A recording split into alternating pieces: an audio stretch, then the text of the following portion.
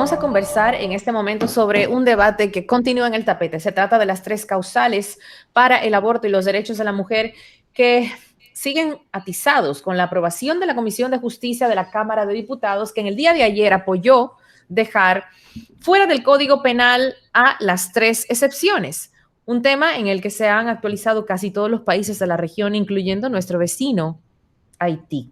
Vamos a hablar del tema y para esto hemos invitado a la abogada Glenis de Jesús Checo, feminista, consultora de organismos locales e internacionales que trabajan por los derechos de la mujer. Bienvenida, Glenis, qué bueno tenerte con nosotros.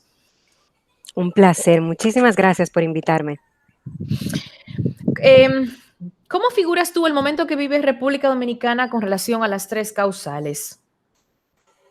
De gran tristeza. Es un momento muy triste para la democracia primero y para todos los ciudadanos y ciudadanas. Hay que recordar que el tema del aborto no es un tema que compete exclusivamente a las mujeres. Es un tema que nos afecta de manera directa. Somos las principales víctimas de la prohibición del aborto. Pero este es un tema que afecta a los hombres también, que afecta a las familias, que afecta a la sociedad completa. Y es una decepción enorme que en una democracia como la dominicana, con sus debilidades, pero que nos ha costado mucho sostener y mantener, no se apruebe la despenalización del aborto. Después, además de que esta fue una promesa de campaña, este gobierno prometió un cambio y un cambio también en esta dirección. Entonces es decepcionante a muchos niveles. Primero porque significa que nuestra democracia es súper débil. Es una democracia que excluye a las mujeres y es una falta de palabra. Mira, en esa parte te voy a hacer una salvedad. Igual que en el gobierno anterior, el presidente Medina también lo apoyaba. Sin embargo, el Congreso establecía en ese caso, más no en otros, una autonomía para decidir lo que se entendía. Me parece que en esta ocasión pasa lo mismo. Si bien el presidente Luis Abinader ha dicho abiertamente que apoya las 3 causales, el Congreso, los diputados de la bancada del PRM, ejercen una autonomía que debe ser así, porque se supone que los 3 poderes del Estado funcionan de manera independiente. El diputado José Horacio Rodríguez, y lo dije hace unos días en este programa, habló sobre ese tema y a mí me pareció brillante lo que decía José Horacio. Él decía, ¿cómo es posible que habiendo pasado 2 gobiernos que han estado de acuerdo con la despenalización del aborto en las 3 causales, raya y en negrita, para que no se confundan ni nos vayamos a otra cosa de la que no se está hablando, no se lograba porque no había la voluntad política dentro del Congreso para que así sucediera, a pesar de que los líderes de cada partido habían dicho claramente cuál era su postura? Y él decía que muchos le respondían, lo que pasa, José Horacio, es que nosotros le pedimos en ese tema a nuestro partido una independencia, un libre albedrío, la capacidad de poder decidir cada quien según su creencia lo que entiende sobre ese tema. Y José Horacio decía, me parece muy bien, pero eso es precisamente lo que ustedes le niegan a las mujeres.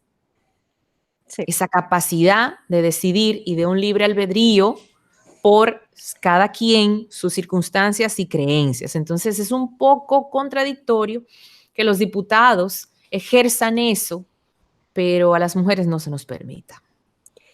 Mira, tú tienes toda la razón. Yo estoy de acuerdo contigo, los poderes del Estado tienen que ser independientes, pero cuando yo decía promesa de campaña me refería al PRM, no al presidente Abinader. El PRM como partido tomó una posición partidaria a favor de la despenalización en causales. Eso es lo primero. Entonces, en ese sentido es a donde yo me refiero, que es una traición o por lo menos una deslealtad a lo que es su programa de gobierno. En lo segundo, en lo que tú dices, el tema es que los congresistas y todos los seres humanos debemos actuar según nuestras más íntimas convicciones. Ahora, los funcionarios públicos no solamente tienen que ser coherentes con sus convicciones, sino que además tienen el mandato, porque eso es lo que le hemos dado. Cuando una persona vota por un representante que promete y jura en este país defender la Constitución y las leyes de la República. La Constitución de la República establece que los derechos humanos la defensa y protección de los derechos humanos son la base de la democracia dominicana. La defensa de la dignidad humana es la base de la democracia dominicana. Entonces, todos esos representantes han jurado que van a defender ese principio. Ese es el punto número uno. Segundo, en este país la despenalización, el debate sobre el aborto se trata de despenalización en circunstancias excepcionales. Esa despenalización en circunstancias excepcionales se fundamenta en principios de derecho que están contenidos en la Constitución Dominicana y defendidos por múltiples leyes. No se está hablando en este país de despenalización total ni nada de eso, sino que hay ciertas circunstancias en donde a las mujeres embarazadas no se les puede obligar a actuar de una manera heroica, de una manera que les exija un comportamiento más allá de lo razonable. Porque pedir eso las convierte en una cosa, en un objeto, las cosifica. Entonces, eso no tiene que ver con posiciones dogmáticas, tiene que ver con posiciones jurídicas que el poder legislativo tiene que defender. Entonces, la íntima convicción de los diputados no se puede alegar en esta instancia, porque el derecho dominicano y las normas más básicas de derechos humanos llaman a la despenalización. Entonces, no es un argumento válido. Correcto. De cara al derecho comparado, ¿en qué lugar nos ubicamos con respecto a las tres causales? Como dice una amiga mía, atrás del último. La despenalización por causales en el derecho comparado no es un debate. No lo es. La despenalización como mínimo por razones que ponen en riesgo la vida y la salud de la mujer, es el estándar mundial. En cualquier parte del mundo, incluso países en donde es muy cuestionable el respeto que le dan a los derechos humanos, muy cuestionable, el aborto se permite, la interrupción del embarazo se permite cuando el embarazo supone un riesgo para la vida y la salud de la mujer que está gestando. Y ella da su consentimiento, porque si una mujer tiene un embarazo que la pone en peligro, pero ella dice, no, yo quiero continuar, esa es su voluntad. Correcto. Y esa voluntad hay que respetarla. Entonces nosotros estamos atrás del último, para que no respete a las mujeres. El tema de la despenalización del aborto es un tema que muchos aluden a que es una agenda internacional impuesta a nuestro país.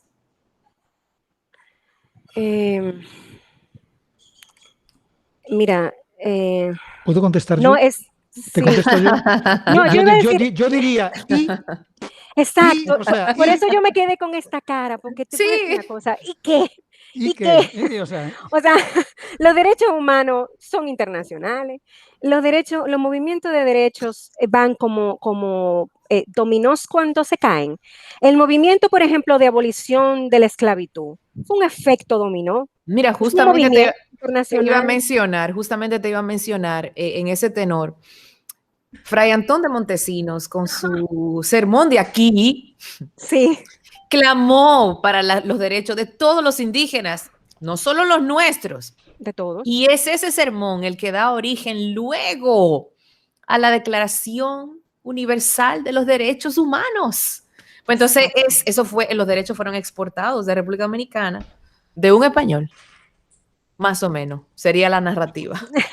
Estoy totalmente de acuerdo contigo y además por eso se llaman derechos universales. Entonces, eso es como que yo no sé cuál es el fundamento de ese argumento o en qué negativo. No, querer decir que de alguna manera otras culturas se quieren imponer en la nuestra. Me imagino. Bueno, va por ahí la cosa. Bueno, yo no me sentiría ofendido porque un organismo internacional trate de mejorar cualquier cosa en nuestro país, al contrario. No. Y además, si vamos a ser puristas, entonces en vez de construir un muro, vamos a construir una burbuja y nos metemos aquí adentro, sacamos los McDonald's, sacamos los Burger King, todo lo que no sea dominicano. Aquí o se come mofongo o no comemos nada. Y ya, porque vamos a ser puristas. Mofongo no, sabe que era lo que hacían los indígenas. Glenis, si partimos de lo que nos estás explicando, Glenis, de que nuestra Constitución contempla la defensa de los derechos fundamentales, ahí está incluidos los de la mujer y todo esto que estamos hablando ahora mismo, no respetar eso es no ser 100% democrático hacia este tipo de personas, ¿no? Claro. Mi pregunta, y este comentario lo hago porque a veces o ya empezamos a escuchar las campanas de que el gobierno, la actual gestión de gobierno, quiere poner en funcionamiento para cierto tipo de cosas el referéndum, ¿no? Entonces, bajo este criterio, si ya nosotros tendríamos que estar ejerciendo esta democracia y dándole estos derechos a las mujeres, de repente si nos vamos a una consulta vía referéndum en un país como este, donde quizá no existe la formación o no existe la información o quizá la educación para tomar una decisión al respecto y donde estamos a lo mejor quizá muy influenciados por cierto tipo de religiones, iglesias, pensamientos, etcétera, etcétera, etcétera, de repente llevamos este tema a un referéndum y por las características todas que te estoy explicando, la votación sale a favor del no al aborto en estas circunstancias, en el peor de los casos, bajo mi criterio muy particular.